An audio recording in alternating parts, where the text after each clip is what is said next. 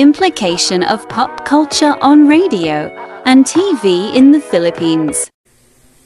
What is high culture? So high culture can be defined as a subculture that is shared by the upper class of the society. In other words, this includes the elites of the society. So high culture consists of specific consumption patterns, lifestyle, literature, beliefs, and attitudes, leisure activities that set the elites apart from the mass society. What is popular culture? So popular culture can be defined as a subculture that is shared by everyone or the mass of the society. So similar to high culture, popular culture has its consumption patterns, lifestyle, literature, beliefs and attitudes, and leisure activities. However, these are not sophisticated as in the high culture, making them more appealing to the masses. So fast food chains and pop music are some examples of popular culture. Originally, the term popular culture was linked to the lower classes, although new popular culture includes the mass society. So, what is the difference between high culture and popular culture? So, high culture can be defined as a subculture that is shared by the upper class of the society, while popular culture, it can be defined as a subculture that is shared by everyone or the mass of the society. Examples of high culture and popular culture. First is high culture. Examples are opera, expensive restaurants, classical music, and Renaissance art are some examples. Popular culture. Fast food chains, reality shows, new genres of music, and fashions are examples of popular culture. Popular culture for television and radio. Most of us things like watching television and movies and listen to music. We are all inundated with advertisements for different products. We see billboards along our skylines. We can probably think of the famous symbols of one of our favorite fast food chains. All of these sorts of things are part of what we call popular culture or pop culture for short. Radio and television and the music we listen to are all part of what we might call a mass media, which generally means our broad communication systems that reach a lot of people. But pop culture is more than just the media. It also shapes our everyday interactions with one another. It can influence our opinions, our likes, and our dislikes. It can even shape our behavior and how we feel about ourselves. High culture of television and radio. Mass media revolution defines high culture as societies wherein both the producers and the consumers of media context the actual word, image, and stories heavily depend on a shared understanding of the context within which that media content is presented. In reference to television programming, high culture is seen as television programs that have a lasting artistic or literacy value. These programs are typically aimed in intellectual elites. Television programs that are considered high culture will be serious new programs, documentaries, specialist art films, theater shows, and jazz performances.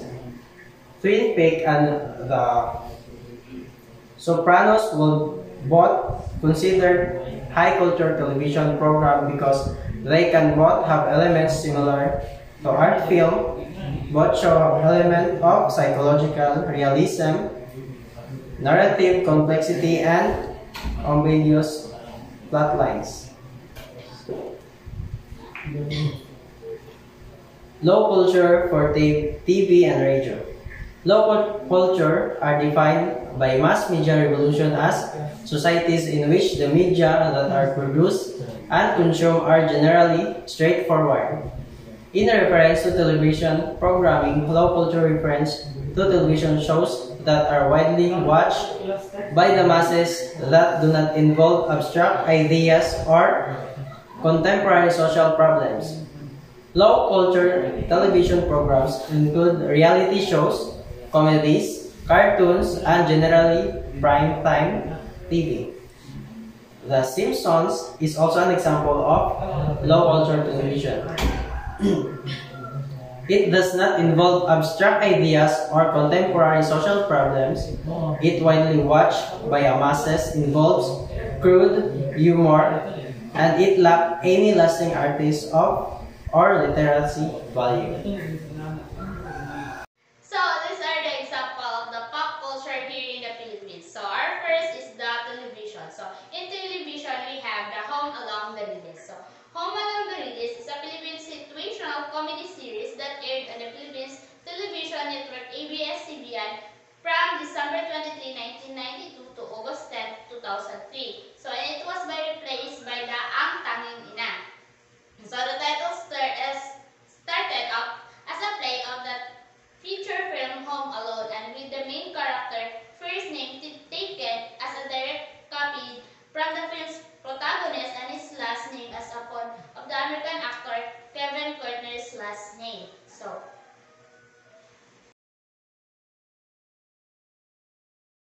Home Along the Riles is like kinagigiliwan. So it's like, I don't know what's the English of that. So it's kinagigiliwan. So every poor Filipino or every home in the Philippines like the place of Home Along the Riles. So it's like their stress reliever. So it's their stress reliever. Then sometimes the way to connect their families in watching it. So that's all. So we have next ang Tanging Ina. So we have Ang Tanging Ina is a 2003 Filipino comedy film starring Aidelas Alas and Eugene Domingo. So the movie was the highest grossing Filipino film until it was surpassed by Suko in 2006. So each film was produced or co-produced by the Stars Cinema. So the frenetic Aidelas Alas plays Ina, the mother of the 12 who has a variety of jobs to provide for her children. So if you remember, ang Tanging Ina, so he plays a lot of job because he had 3 husbands that certainly ganun. So yun. So she became a chopper maid with her best friend Rowena and gets to know the Madam President of the Philippines. So this is the first ina of the Philippines, not Lenny Robredo. So we have, she finds out the vice president is going to have the president assassinated, tries to burn the president at the outside speech, and the president gets shot. So still, ganun. So she shows the proof of the vice president presidency and chief election become president. So ganun siya guys, okay? And the comedy Aidelas Alas is like Lucille Ball in the Hyperdrive, and it is the star of the Philippines. Rightfully so, she carries the improbable premise very well, and you just love her. Her facial expression have they remind me of the late Hong Kong actress Sandra Ning, and they express everything. So in that film, we all know that it's very entertaining, captivating, and very relaxing to watch for. Then it is a lot of lesson that we can get of that movie. So every Filipino knows it. Even the child start growing in this era, they still watch that film because it's very entertaining. Just like what I said, it's very entertaining and everyone loves it. So that's all. So next, for the last example of the television, we have the 24 Oras. So we all know that 24 Oras is not a bias discussed in the Philippines, okay? So we have 24 Oras, read as 24 Oras. So it's the primetime news program aired daily on the GMA network. So their weekly programming runs from 6:30 p.m. to 8 p.m. and it is hosted by Mel Tiangco and Mike Enriquez. Excuse me po. So they have this, well, their weekend programming runs from 5:30 p.m. to 6 p.m. And it is hosted also by Pia Arcangel and Jiggy Manikan. I will attempt to discuss the general news progress of the 24 Horas using photo. around in the ethnic and national lines that connect people as the specific country. So this can be seen with the language and the use of the for news reporting. For the most part, the Filipino as it is the simplest way to make news easy to digest by the viewer. So the code switch from the Filipino to English often and give certain jargon terms to the Filipino that no Filipino. So Filipino is not necessarily the language people from Visayas and Mindanao or even Northern Luzon use, but given that they are broadcasting from Metro Manila, they decided to stick with this. So it is the observable now Dominican ethnic group and even own country that make this group trace normative in the society. So we all know that the newscasting 24 horas, they use the very common words so that every Filipino can understand from Northern Luzon to the from the bottom to the Mindanao. So to address this issue of exclusively in the country capital, GMA News has branches out to the subdivision and other key cities of the province, such as GMA News Cebu. So we have also the GMA News in Davao. Also, I don't think so in Zamboanga right now, but I hope so. This substation functions as report a concern of the people from the area of receiving information that we usually would not receive given by the content of majority of the news report are Manila-based. It's not international report. With this, the characteristic of human culture as one that established the identity of self is term of ethnicity, the nationality, geographic become more pronounced. So, you can see naman in 24 horas that it is not an international newscasting. It's more on here in the Philippines. They're digging up the issues, not just the issues, but also the culture in the Philippines. So, if we can observe simultaneously, we can note that the content of international news in 24 horas are similar in American manner of delivering the news, such as CNN. And it is often that the only other side of the story we receive is that from the news program itself. It can be argued that this due of hegemony of the American and media elite as they remain as the influential and the treatment of the news in 24 horas. Perhaps we can attribute this to the power of relation between Western, namely America, and the third world countries, namely ours. An example that is delivery of the news about the ISIS terrorist group.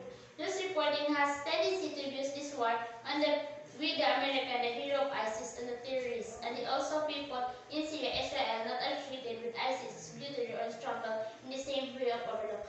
For example, and that is that in the Maraba siege, we all know that there's a lot of newscasting in that certain situation. Then Jamie collaborated with other international newscasting to have the not biased reporting so that it can give to the people.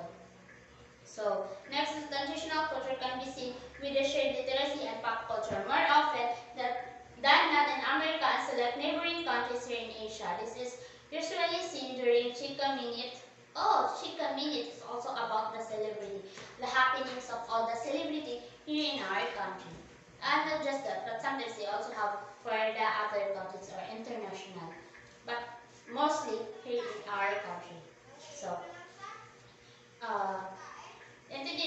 this can be seen with a fairly recent news report about Arnel Pineda, Filipino frontman of the band Journey, being of the judges of the new talent search in Asia called Asian Music Cup. So, here we can see that the transitional culture factor coming into play, so judges were selected from different Asian countries. It also shows in based on the Asia, it is undoubtedly be the venue of the sharing of the different culture. So that's all for 24 horas. So next is the radio station. So we have the radio station. First is the DZBB-FM. So DZBB or Super Radio is a radio station owned separately by GMA Network. So it serves as the flagship station of the Super Radio Network and one of the assets of GMA News and Public Affairs. So ito yung walang kinagdidilingan, walang kinagdidilingan. So the station studio is located at the GMA Network Center Annex Building, EDSA Corner, GMA Network Drive, Diliman, Quezon City, 1 Baguio Paghulo, Abando, Bulacan. So it is also the most popular radio station here in our country, the DZWBFM. So next is the DWRFM. So it is also known as the MOR 101.9 radio. Was a commercial radio station owned by ABS-CBN Corporation, previously operated by the Manila Radio Division and the Star Creatives Group, broadcast live throughout the Philippines archipelago and throughout the world via the Filipino channel. It was the flagship FM station of MOR Philippines and the #1 FM radio station in Metro Manila. So Mega Manila, as well as the entire Philippines according to the PBP Radio Research Council. So the studio were located at ABS-CBN Broadcasting Center, Sergeant Esguerra Avenue, corner Morelia, Ignacio Avenue, Diliman, Quezon City, and the station 22.5 PWFM stereo transmitter located at the Eugene Lopez Center, Barangay Santa Maria, Sumulong Highway, Antipolo City, Rizal. So MOR, as they said, it was the #1 radio station, so it is the most popular radio station here in our country. So next is that we have, So this was founded also in 1956 as one of the radio stations of Cornell Broadcasting Network, or we all know as ABS-CBN. So it was revived in 1986, reformatted several times on May 5, 2020, so last year. So it was suspended its broadcasting activities together with that of television, a sister radio station, following the cease and desist order issued by the National Telecoms Commission due to the expiration of AB7 legislation. So it was cut because they did not pay the tax according to the National Telecom Commission. So we have next is the DZMM AM or FM radio. So it also popular called as the Radio Patrol, was a commercial news talk radio station broadcasting from Quezon City, Philippines, serving the Mega Manila market. It was the flagship station of the Radio Patrol network owned by ABS-CBN. So the station's studio was located at ABS-CBN Broadcast Centers, Sergeant Esguerra Avenue, corner Mother Ignacio Street, now Barangay South Triangle, Diliman, Quezon City. Its 50,000 watts transmitter was located at the Navarrete Street, Barangay Paghulo, Obando, Bulacan. Positive effects of pop culture in the Philippines. Businesses utilize social media to attract more customers by enticing them with aesthetic pictures of their place or location, menus, drinks, services, or products. Followers are then converted into customers. Customers then post their experiences with the food or products. Chances are that their followers became the next set of customers. The exchange of information became easier. As a country plagued by yearly storms and disaster, media helped spread information and warnings. Also, Filipinos become more aware of what is happening inside and outside the country. Negative effects of pop culture in the Philippines. Many take what they see on television and in movies and apply it on to their everyday life. This is conveyed when children believe violent behavior or unacceptable language is allowed. The entertainment industry exhibits drugs, sex, and violence in music, movies, and television shows. These types of entertainment should be limited or censored in the Philippines and other countries.